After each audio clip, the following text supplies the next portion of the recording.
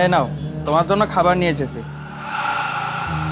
সারাদিন তো কাজই করো, খাবারটা খেয়ে নাও। ভাই আর সামান্য কাজ আছে, কাজটা করে খাবার নি।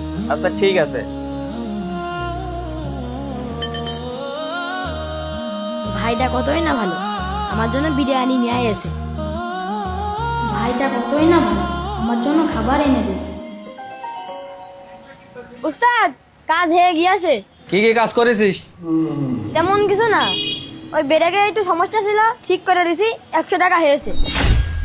কত বড় শয়তান! ও 2000 টাকা বিল করতে কইছে, ও 100 টাকা বিল করে রেখে দিয়েছে।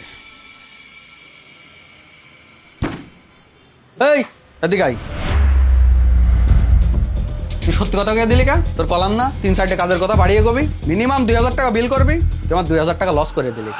উস্তাদ, আমি আপনার দোকানে অনেক বছর ধরে কাজ করছি, কিন্তু আপনি কখনো আমার ক্ষুধার প্রতি খেয়াল রাখেননি। আপনি সবসময় আমার কাজের জন্য বলে এসেছেন, কিন্তু ওই ভাইকে দেখেন, আমাদের দোকানে আজ প্রথম এসেছে, এসে আমার ক্ষুধার কথা শুনে আমার জন্য খাবার নিয়ে এসেছে। ওই মানুষ যদি মানবতা দেখাতে পারে, তাহলে আমি পারবো না কেন? আপনার যদি ক্ষতি হয়ে থাকে, তাহলে ওই টাকা আমার বেতন থেকে কেটে নিয়ে নেন, কিন্তু এমন মানুষকে ধোকা দেয়া আমার মন কখনো সহ্য করবে না। এই তানভীর, এই নাও তোমার এই মাসের বেতন। উস্তাদ, আপনার মনে হয় ভুল হচ্ছে। কেন, কি হয়েছে? আপনি তো ওই দিনের 2000 টাকা কাটেননি। তোমার কি মনে হয় মানবতা শুধু তোমার ভিতরেই আছে? তোমার সততা আমার ভিতরের মনুষ্যত্বকে জাগিয়ে দিয়েছে।